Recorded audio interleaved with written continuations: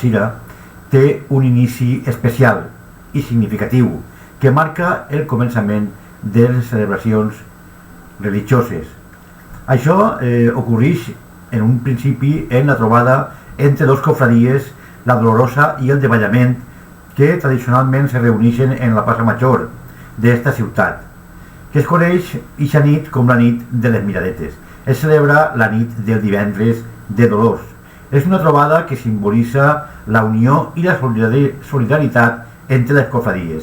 La plaça Major es converteix com dia en un escenari d'una emotiva trobada, on les cofradies es saluden en eixa nit especial de les Miradetes, on les parelles en una cucareta d'ull pues ja se converteixen en pascueros.